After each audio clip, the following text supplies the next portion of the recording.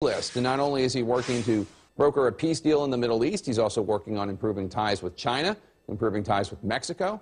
Don't forget, he's also supposed to be innovating the government. Meanwhile, the real estate project that put Kushner on the map, well, that's bleeding dead. Let's bring in CNN Money correspondent Christina Alessi. Christina, what's the fate of this project? What's going on? Well, the building has been struggling to make debt payments is essentially what's going on. More context here, Jake. This deal was Jared's entrance into prime Manhattan real estate. Before it, the family made smaller scale investments, for example, condos in New Jersey. But Jared overpaid for this Fifth Avenue address, and now the family is trying to find a way to turn the deal around. 666 Fifth Avenue, a prime piece of New York City's skyline. Just 6 blocks from Central Park. Jared Kushner decided to make it his trophy in 2007. This was the deal that put Jared on the map. I think every dynasty wants to own a piece of Manhattan. To get the seller's attention, Kushner offered a big price, $1.8 billion, a record at the time. And the 26-year-old CEO of Kushner Companies borrowed aggressively to get the deal done. They paid a peak price. Prices for real estate were especially inflated at the time. Those prices tanked shortly after the purchase as the financial crisis set in. The entire deal was a miscalculation.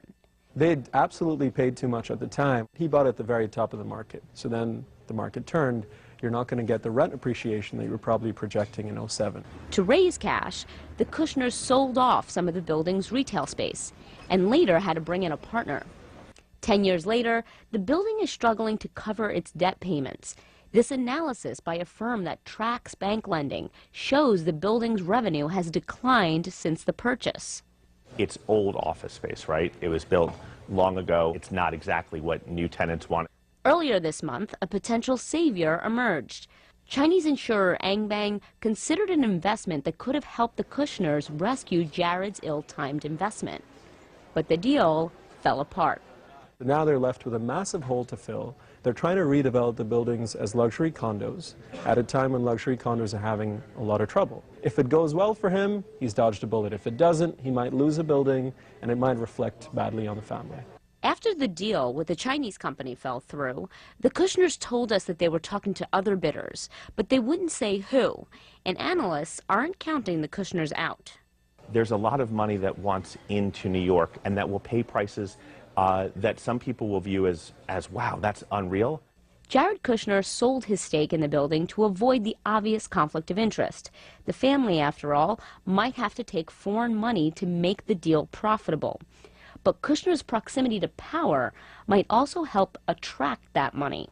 You have someone connected to the president, right? That could bring in lenders, that could bring in a foreign partner that might be interested in getting an audience with Trump.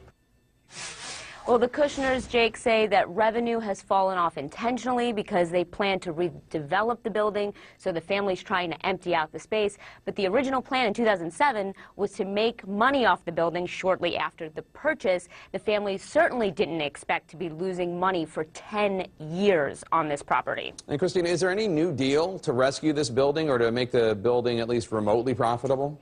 Yes, I'm hearing that there is a new deal in the works, but it certainly will not be as richly valued as the Chinese deal that I mentioned during the piece. That deal, we're talking, would have valued the building between $9 and $12 billion. That means the Kushners would have had to sell at $9,000 a square foot in New York City, Jake.